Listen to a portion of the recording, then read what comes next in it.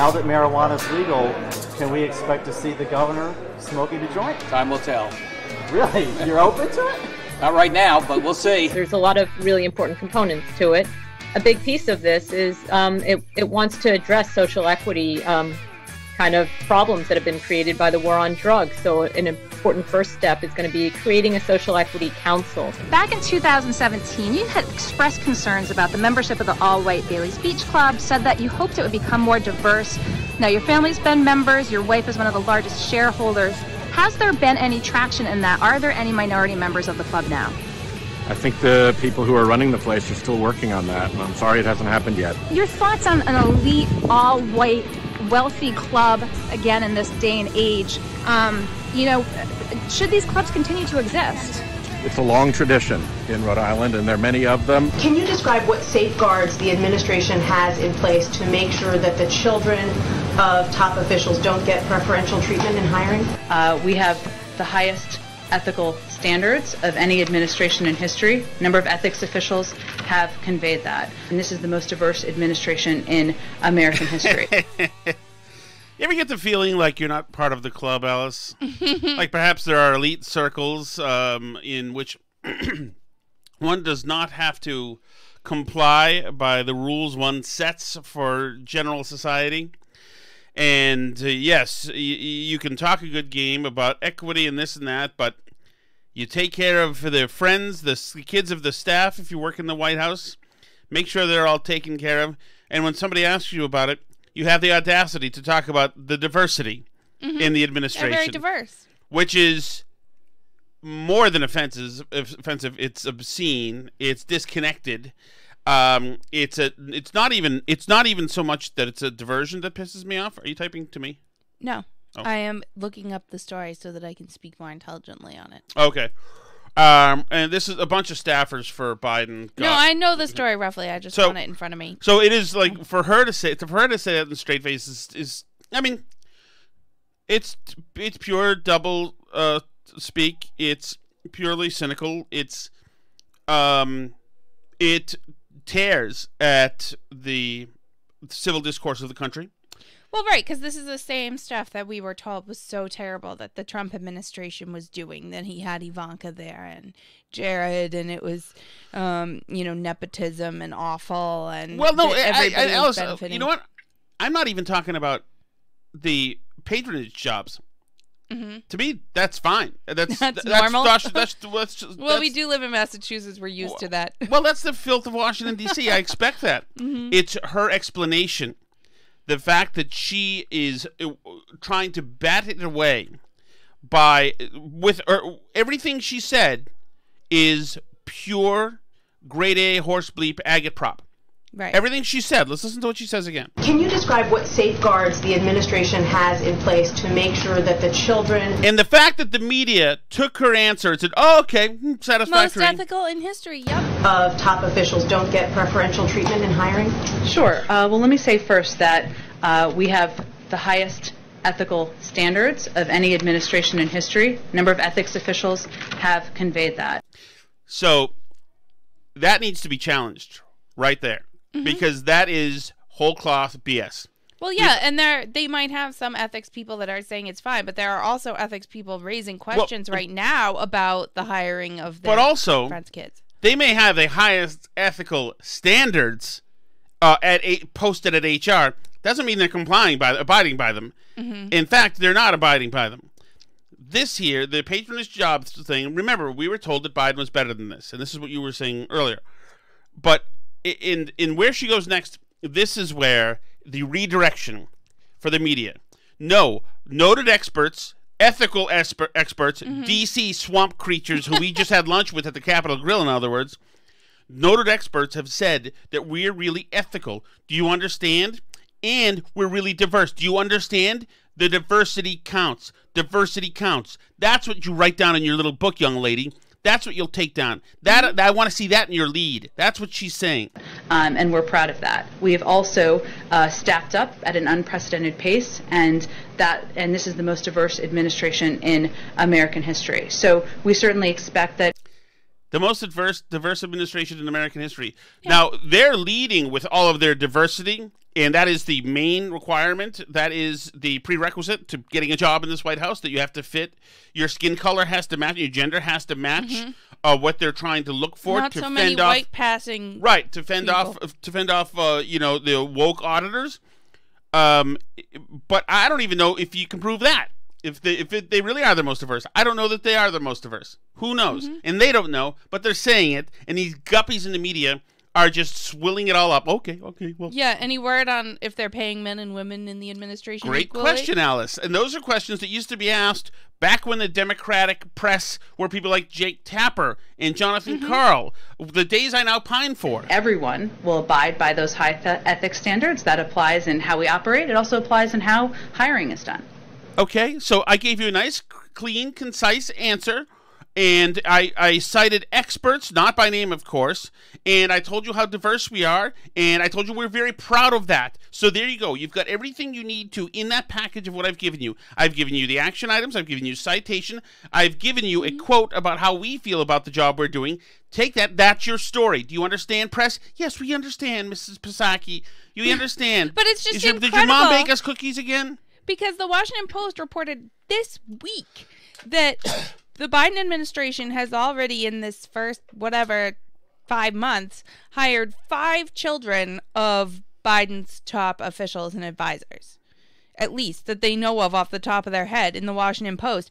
One official has 3 of his 4 kids also working for the White House. That's a White House counselor, has 2 sons and 1 daughter working for the Biden administration. Also, the daughter of a deputy White House chief of staff and the daughter of the director of presidential personnel. Which personnel, to me, like red flags, would tell me that that person has some control over hiring. And if that person's daughter is also hired, that's like kind of red flaggy to me. So why nobody followed up with this question and pushed Jen Psaki harder on it and said, like, really? Nobody else was qualified except the children of people that were already working for him? I mean, this is Obama administration officials who are calling this out and saying this is inappropriate. This isn't like some Republican talking point. This is the Washington Post and Obama people. But we knew that this was going to be happening. I mean, Biden is an old school back-slapping, horse-trading senator. He's going to take care of a big donor's kids. This is old school, and this is not just Democrats. This is old school. Republicans do it too. I worked with an idiot in radio who he and his 3 brothers got hired by the administration, the governor in Massachusetts. And they're Republicans. And this kind of thing happens in politics, and it's dirty, but it happens. They consider it a built-in perk when they get there. And Biden especially, you knew that this is a guy who's not going to finish out his term. It's doubtful it'll finish out his term. They knew that he's going to stay long enough to make the appointments, to pay old political debts, and take care of his buddies, and this is what he's doing. So what's wonderful is, no, it's not wonderful. What's horrific is that the media, who convinced themselves that the Biden being ascended here was the righting of the ship, is choosing not to see that what we're seeing here is the old-fashioned kind of corruption. This is old-school corruption. This is what it looks like, done politely, with a suit and tie, sent using all the right Washington parlance. And though it's not said with a Queen's accent, with a guy with crazy hair, it's just as corrupt as anything else. But doesn't that just tell you that their whole problem with Trump the whole time was never the ethics or the whatever horse trading or whatever you want to call it? It was always that he wasn't quite classy enough. That was a huge problem. Yes, the way he spoke, he was gauche. Yes, absolutely. It was déclassé. He couldn't enunciate. He spoke in his harsh accent. He wasn't eloquent when he spoke. He wasn't professorial like Obama, who gave them a lecture, who gave them a course lecture when he would speak to them. He would talk about the issues and how the issues, what the origins of the issues. And some people want me to do this, and some people want me to do this. And he would take Obama 11 minutes to answer a question, you know? And they liked being talked to. Oh, we're learning something here. Oh, he's a constitutional professor. Did you know that?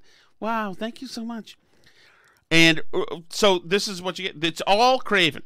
All of this inside politicking, the maneuvers here, are all Craven. And Psaki is exactly what I thought. She's a mediocre, fork-tongued press secretary.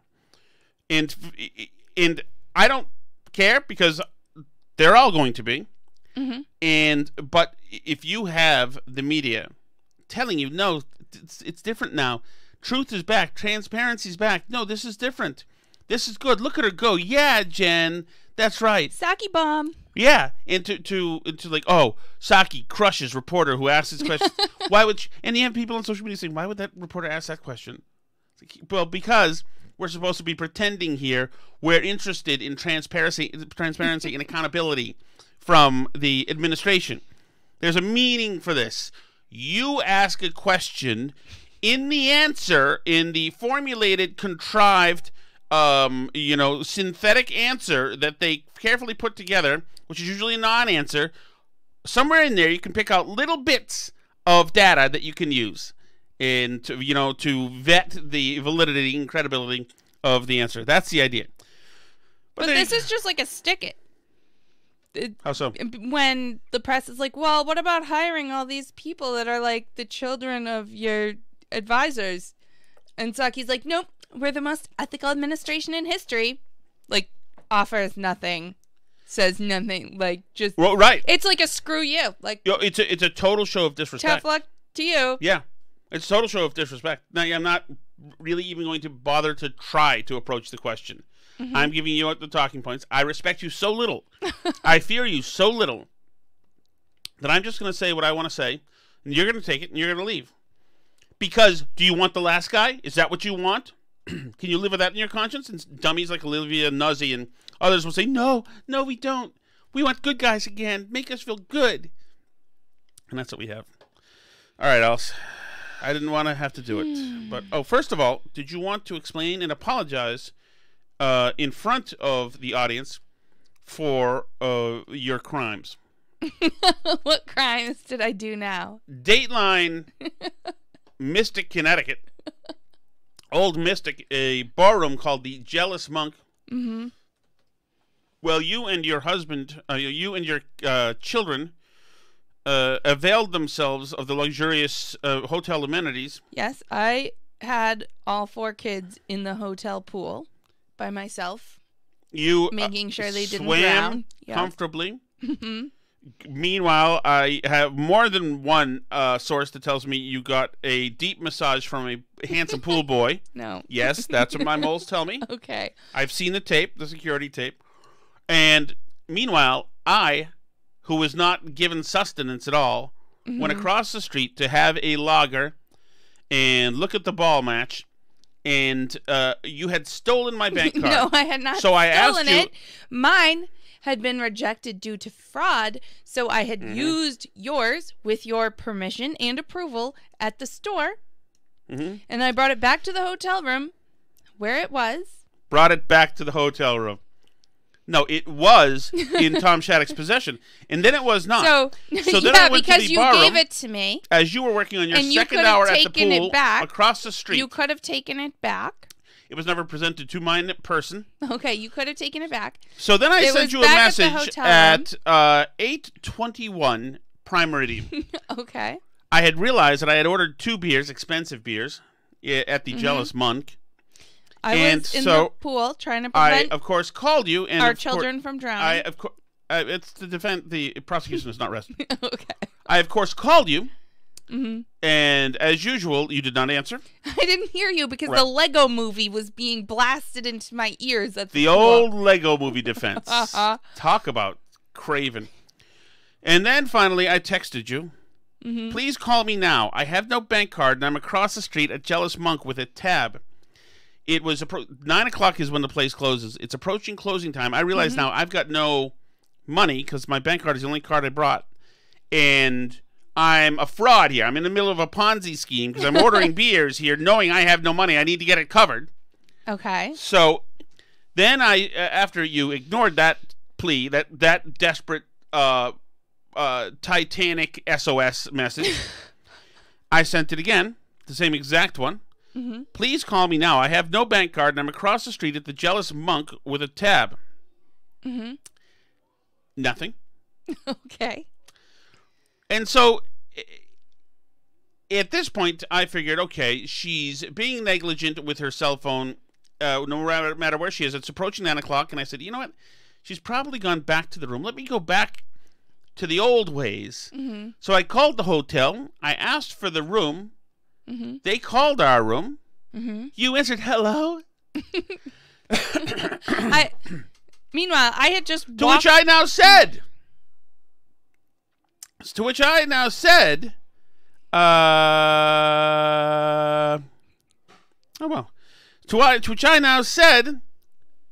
please, I'm across the street at the Jealous Monk. I have no money. Can you please help? Can you run over here? Just leave the kids there. Mm-hmm. 4 of them. There's a 10-year-old or an 11-year-old, whatever she is now involved. Mm-hmm. And come over and just bring my bank card, please, because now I've got the tab now sitting in front of me. Witching hour is approaching. The moment of truth is approaching. At some point, I'm going to have to tell the guy, yeah, I know I've been ordering these, but I actually have no money. This is just something I do. And you get, you sniff at me on the phone, and you were miffed. And you... I was miffed.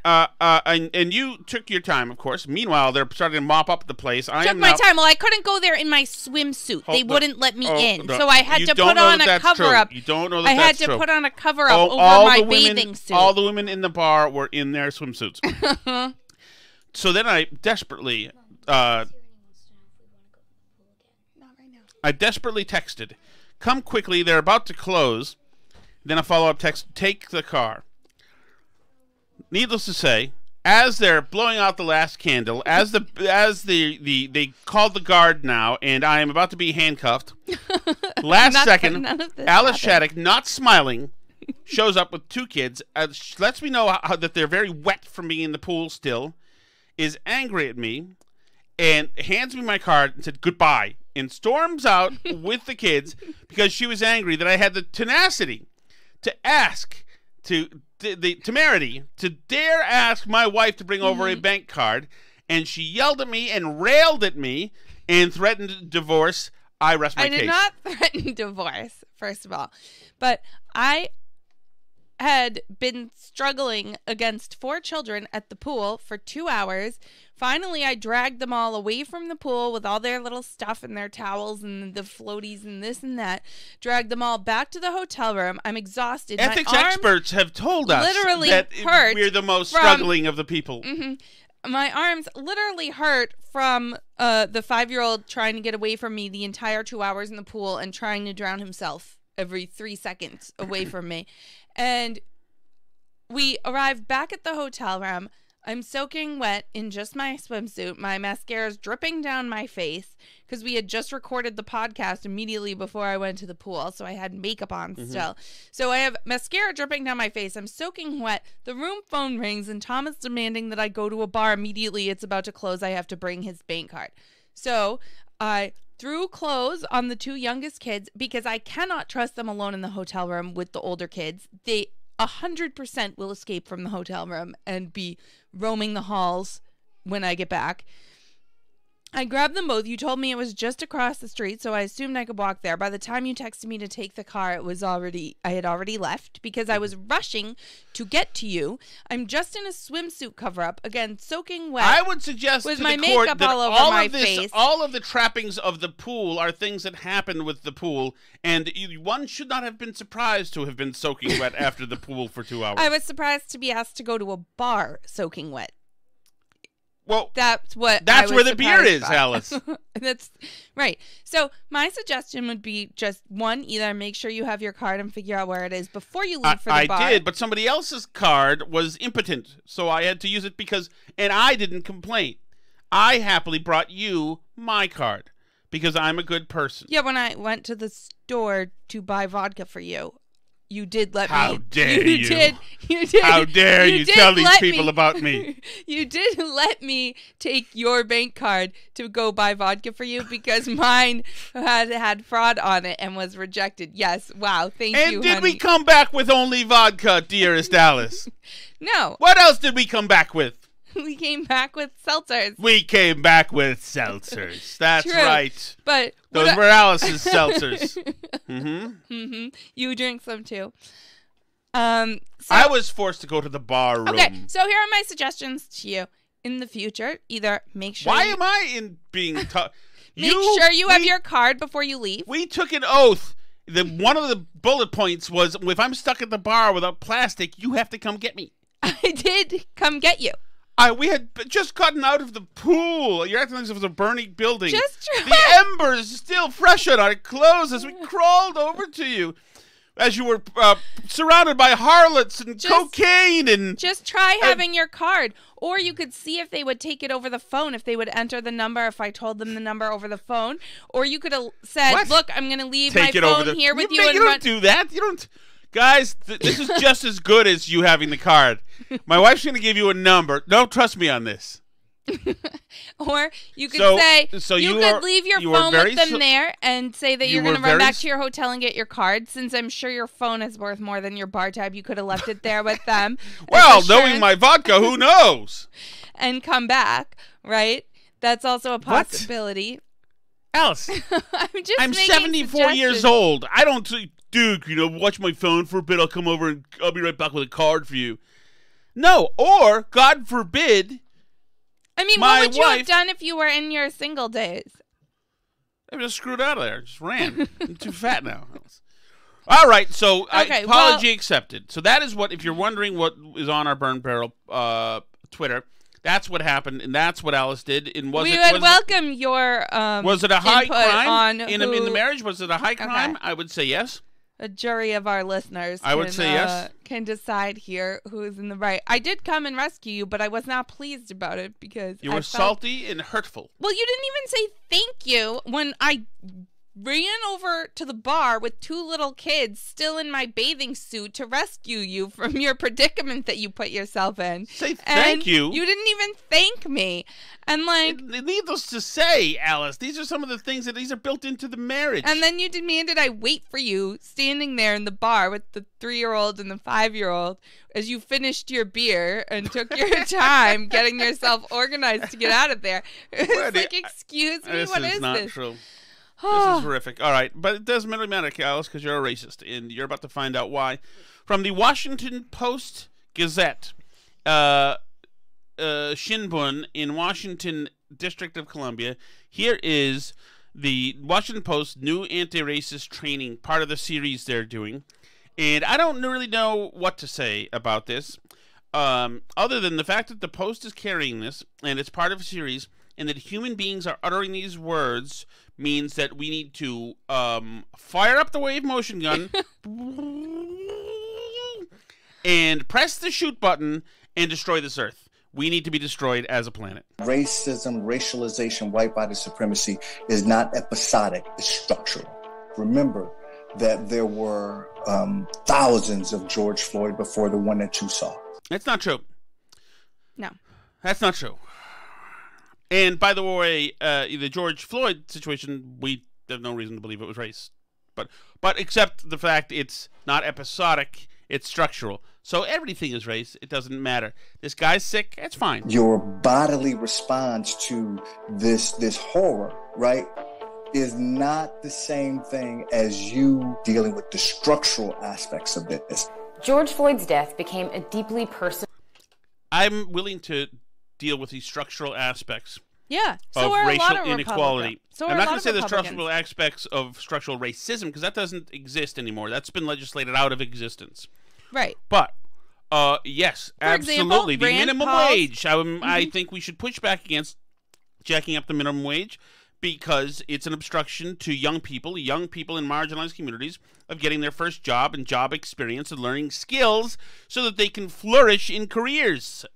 Right. Or like Rand Paul's Breonna Taylor bill against no-knock raids. It literally had Breonna Taylor's name on it and would have prevented the situation which killed Breonna Taylor. But no. We're not interested in solutions like that actually solve the problems that we're talking about here. We're interested in solutions that cannot be attained.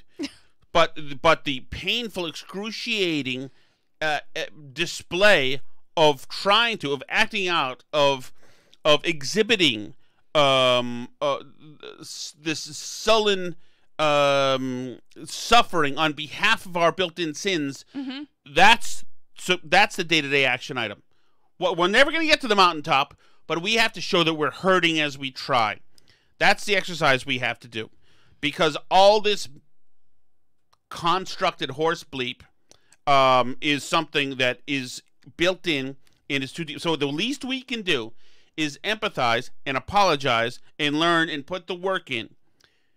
This is all, of course, there's nothing to this, and real people, serious people, don't believe this stuff. This is not, if you have a life and things to do and are trying to live a productive life, that just by default will benefit other lives, just by being a consumer of goods and services, or a conscientious member of the community, or even being somewhat benevolent because of your hard work. All of these other things, I guess that's whiteness, whatever it is, that's not enough. That's living a good life, a Judeo-Christian, a stable life in being civil to your fellow man is not enough. No. This is about something much bigger than that. And racial tragedy for many Americans. For the first time, white people were becoming aware of their whiteness and the systemic. This is what happens. This is what happens when you put fun names on new holidays and repaint public squares with murals and pat yourselves in the back and pretend a watershed moment has happened.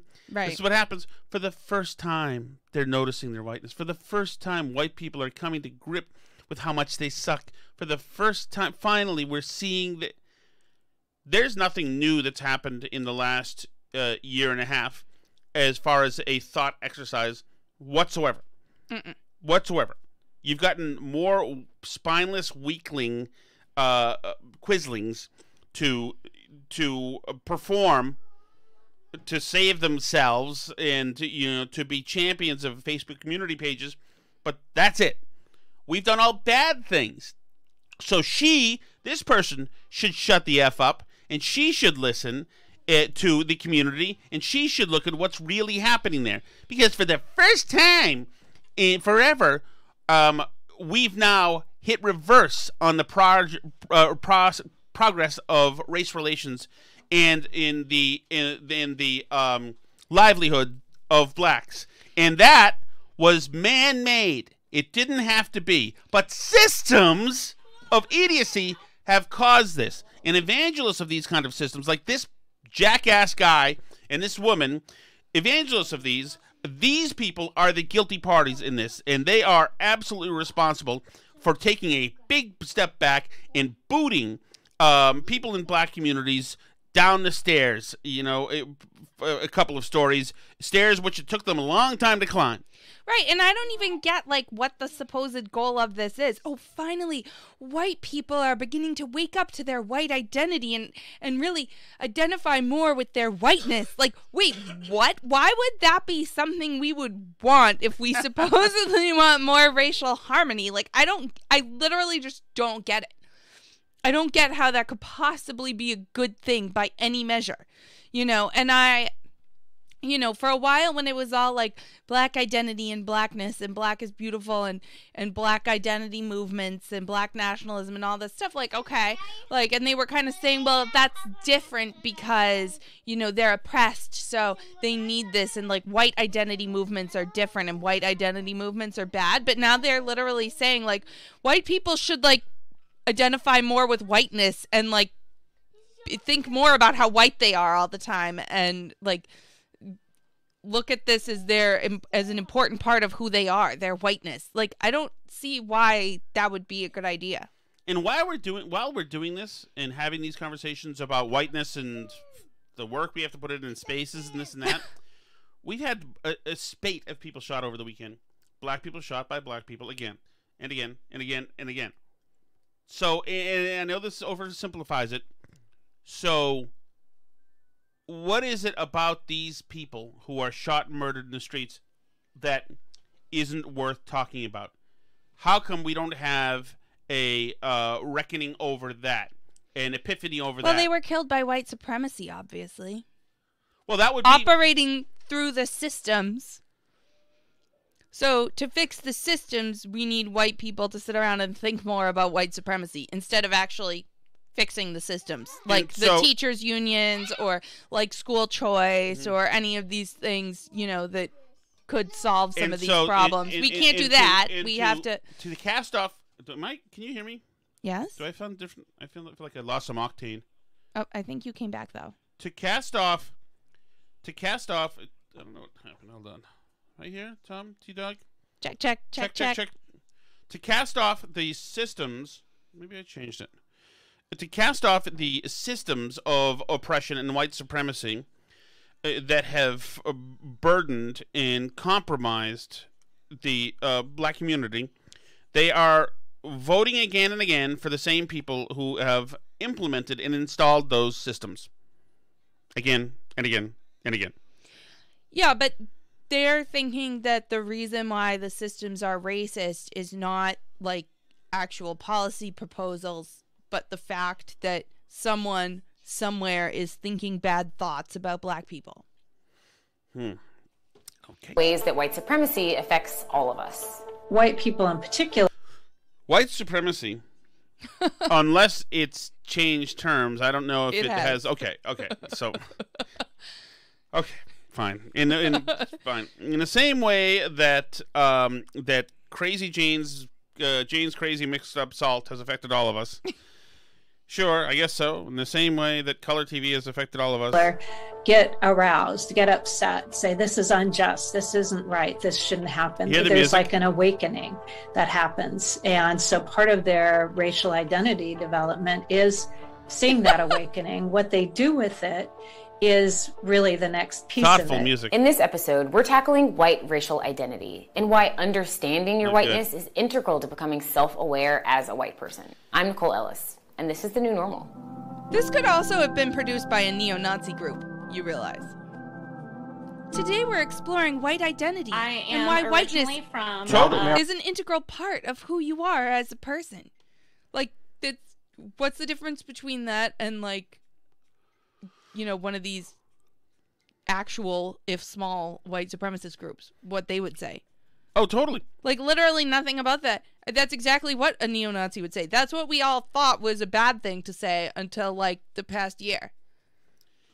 By the way, I'd like to apologize for my appearance. I was out vacuuming. I was vacuuming the lawn. I was mowing the lawn in 90-degree heat for 1 hour, and I am very grubby, and we have no time. I had no time to take a shower because we get that, and then I've got a meeting, and then I'll have to shower before the meeting. I've got to do that. Okay. Then Alice has to go to the warehouse for the second to last time. Warehouse for the second to last time, and then I'm going to reconnoiter with my brother, and that's that. Here we go. Smaller town in Oklahoma, whiteness was the default, and whiteness was the comfort. Part of. It's all scat. Just throw it against. Just say a different word. Throw them out there. Right, this was the default. It's the spaces. Felt seen, heard, don't unsee me. Erasure. God, can you imagine how freaking dull these people are? Can you imagine?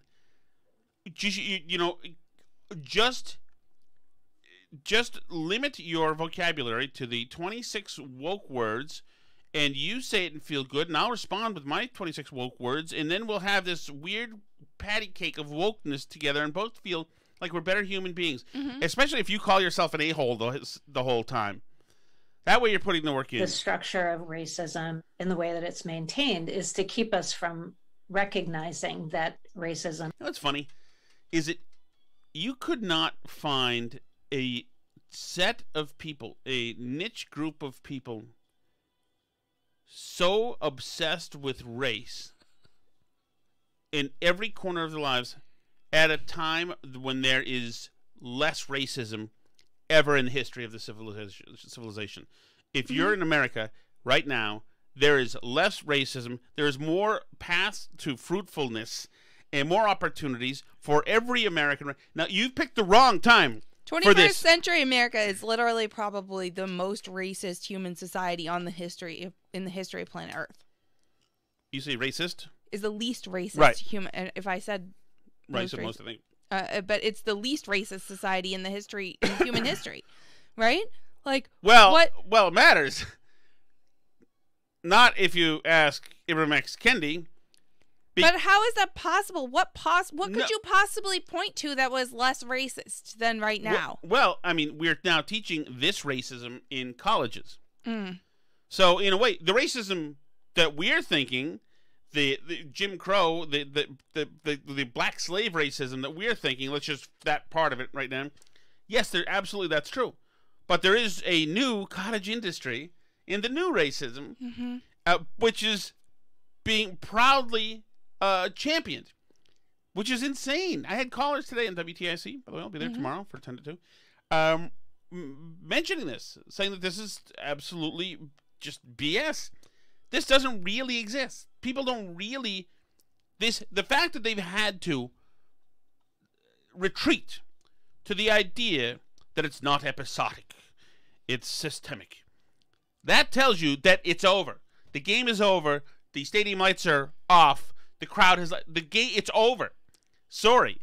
If you have to go to systemic, then we're no longer talking about DEFCON 1. We're talking about other, societal, political, cultural issues that lead to inequities. Sure. And you can go through those, but unfortunately, I hate to break your heart, it ain't racism anymore. I would agree with that. But they don't actually want to solve those other systemic, quote-unquote, problems that are actually causing inequities. So you're saying this movement is not about helping black people? No. No, it's about, they'll tell us what it's about in a minute. Is a part of our daily lives. And so it's a longer term process of looking at your understanding of yourself in the world, both historically, but also contextually, the family you live in, the community you live in, and what role whiteness plays in that. The more you kind of dive into that, the more I'm really realizing how deeply rooted racism is into like my everyday thought process. No matter how much you work at that, there's still even almost more work to be done. A living embodied. No matter how much you work at it? It just multiplies. The more, shouldn't that tell you that maybe this isn't the best process for getting rid of racism then in the world? If the more you work at it, the more racism pops up? Yeah, so what is it? Can we fast forward to the end lesson? Is that maybe, should I just be killing myself? Is that, because if it is, just say it. I'm not even offended. As a matter of fact, sometimes it seems palatable. Just say it. Anti-racist culture does not exist among white people. White people got to start getting together, specifically around race. White accountability. Oh, God. Seems like a good time, judging by you guys. Can you imagine this? Well, unfortunately, white people are getting together specifically about race, and they have been doing it for a number of years, having little supper and wine clubs and talking about their privilege. Can you imagine? Yeah. Can you imagine a less Our old enjoyable... town called it White People Challenging Racism, and it was like they would get together. It cost money, too. You had to pay to be in it and talk to other white people about how racist you were. Are really helpful in terms of having a place to process, having a group of people whose response. Hey, honey, we're too busy working multiple jobs with 1,000 things to do than to process your bullshit, okay? You have a place to process. Busy people don't have time to process stuff, okay? We're doing stuff. Especially imaginary stuff. Right. You can sit around and find unicorns and jackalopes around every corner. I got stuff to do. We just got the cracked window that was cracking from both ends that was about to meet in the middle, which I've never seen in my life. We just got that fixed, okay? That's what I'm doing while you're processing. Responsibility it is to call me on things or to challenge me. We're unpacking wrong. I want to get to the point in my life, Alice, where I can use terms like unpacking. Unpacking. Do you mean unpacking the stuff that we still haven't unpacked since we moved here? That kind of unpacking? Right. We did a little unpacking with baby chickens last night. We can talk about that unpacking. Was that fun unpacking? By the way, did that go out in the trash today? Mm-hmm. Good. That's good. Good. We've got Alice because she's a devil witch. ordered 1,000 more baby chickens, and because I thought, you know what, we need in our life. We have our bleep together so much, and we need another challenge. I've been unpacking things all day and working on my whiteness. Well, Tom is very pleased. I'm sad, but Tom is pleased that unfortunately our shipment of chickens had a very high loss ratio in the shipment of chickens. So nothing personal, chickens. It was not our fault. You're in a better place. They now, were chickens. like that when they got here. It happened during shipping. Yes. But they died before they could be murdered by a hawk. Tom made me opt for a refund instead of a reshipment. Correct. Against my will, but I did it for you, honey. Things that we've been taught in history class, I realized that I needed to go back and unpack and oh my God. reorganize everything that I had learned because it was completely... Why don't you go to a psychiatrist and let them know that you're dramatically insane and see and ask, and you may have to go to Eastern Europe for this, ask if they have Victorian era shock treatments available. Why go to a psychiatrist when you can put it on a Washington Post video that the whole world will see, honey? I would be, if you went on this and talked about your whiteness and talked about all this stuff and how you could never undo it and anti-racist stuff, if you said unpacked twice like this, I'd be more ashamed about that. You could confess to actually having sex with the lifeguard and I'd be less shocked and hurt than if you said unpacked twice. Through a white lens. Most of us in doing this work have experienced this where there's a period... Alice, we can't do this to ourselves. What are we doing to the audience? We have to keep going. Stay strong, honey. Of deep shame you know what? for being white Unpack and it for truly. acknowledging the harm that our ancestors have caused. Did you And go through a that's phase very of deep shame, legitimate honey? piece of this work. And we can't ask people of color to hold our hands through the shame piece. That needs to happen. Alice, see, I was thinking that I was probably going to ask a person of color to hold my hands through the shame piece. Where are you on that? I will not be asking a person of color to hold my hand through the shame of my process. I would never do that. I would never do that to people of color. So you're going to unpack this alone? No comment. With other white people. When you do that for 1, 2, 3, 4, 5 years, right? You end up with actually a community that is aligned with each other. Honey, I'll be back in 3 years. I have to unpack, and I can't bring a black person with me and have them hold my hand. I have to unpack some things. In theory, that sounds like a good idea, but... Wait a second. In what theory does that sound like a good idea? I guess I'm curious to hear, what are some of the pitfalls or risks that you run if that's the only step you take? And also, why do you say such insane things back to back? The biggest answer is white people don't really understand racism. Wait, what are you? Then why are you speaking? Shouldn't you be quietly unpacking in the corner? White people don't understand racism. Yes, I know, I don't. Because it's an ever-changing, make-believe apparition. So here's the thing, though, is it's like we're not allowed to ask BIPOC people to hold our hands, right, and explain racism to us. Mm-hmm. We can't put that burden on them with everything they're going through to help us unpack our deep shame. Right. One of the reasons is because of our whiteness, what could happen to them if they are holding our hands. I mean, we could hurt them just by being white near them. If a cop sees us holding a BIPOC person's hand, then they'll shoot the the black person. So, but that's in the manual, by the way. But then what she's saying now is that leaves us with a catch-22 because we can get together in our little accountability groups of white people all we want, but we'll never really understand, and we're not allowed to ask the people of color to explain it to us. So, they're.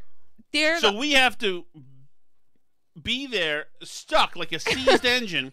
For 3 to 5 years. We have to hope that they take pity on us and take some time out of their day to explain to us. No, but they can't. They can't hold our hands. Well, so we can't ask them to hold our hands. We have to embark on a pilgrimage of fruitlessness.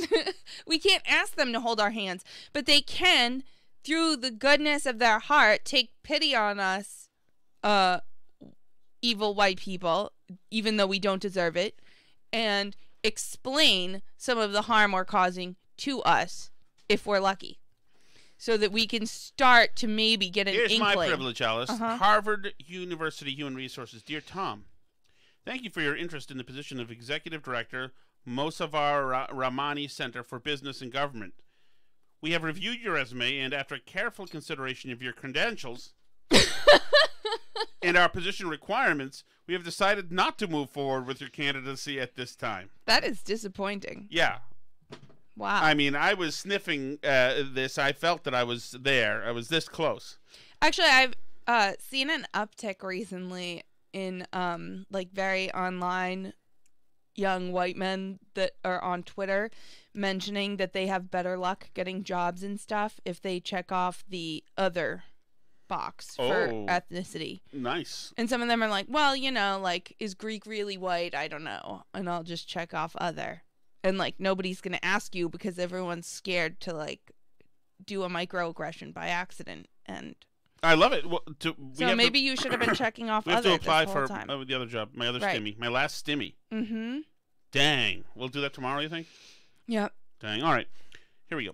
And so if I'm relying on other white people to teach me about racism, that can only go so far. I only best understand racism by talking to people who are directly impacted by racism from different perspectives. So in addition to having white accountability groups and white accountability buddies, it's also really important to have sustained and meaningful relationships with people of color. I don't have the ability to like inherently name things as upholding white supremacy or as being racist. My whiteness is going to show up at different points in my life and at different points in different relationships.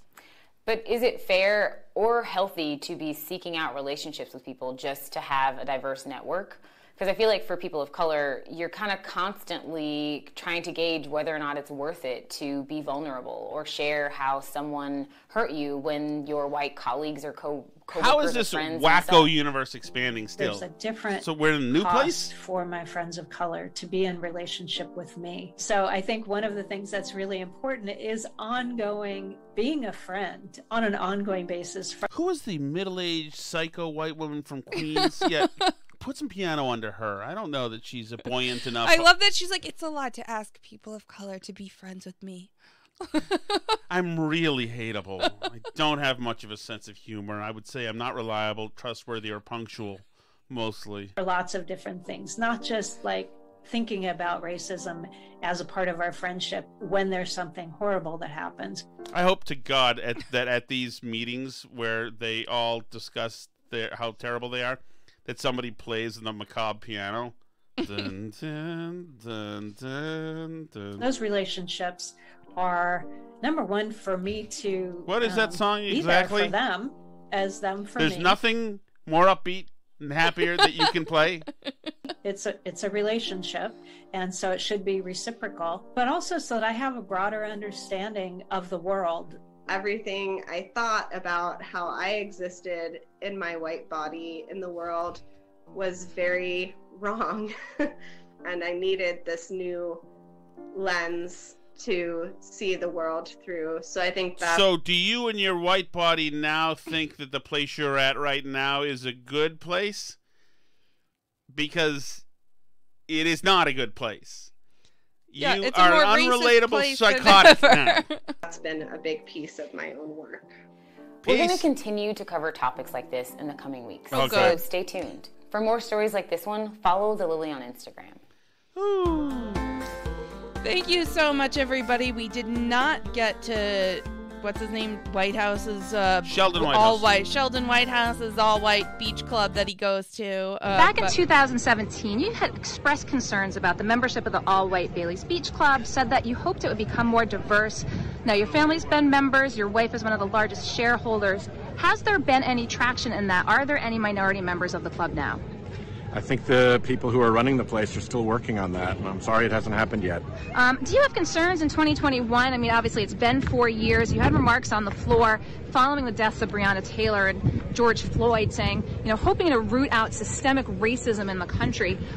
Your thoughts on an elite, all-white wealthy club, again, in this day and age. Should these clubs continue to exist? It's a long tradition in Rhode Island, and there are many of them. And I think we just need to work our way through the issues. Thank you.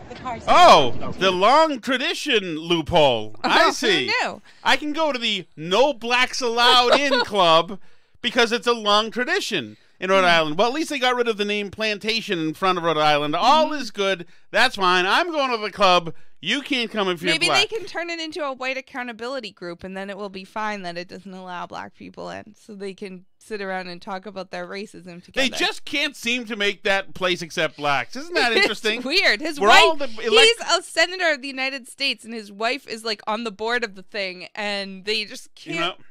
It's really hard to let blacks. If there's one thing that the Great Reckoning has told us is that long traditions are things that can't be tampered with, whether they come in the form of sayings, language, symbols, or statues. That's the one thing I've learned. All I know is that Sheldon Whitehouse can go to his all-white, no blacks allowed in the door club and feel good about him because he's a good liberal. So thank you so much, everybody. Find us at burnbarrelpodcast.com, on Twitter at burnbarrelpod, facebook.com/burnbarrelpodcast. Just send us an email if you want. That's burnbarrelpodcast@gmail.com. Or if you prefer to watch the podcast as a video, you can find us on YouTube. We are Tom Shattuck's Burn Barrel on there. You can you can comment. If you happen to listen on Apple Podcasts, leave us a review. That's always helpful. Thanks so much, as always, for listening, everybody.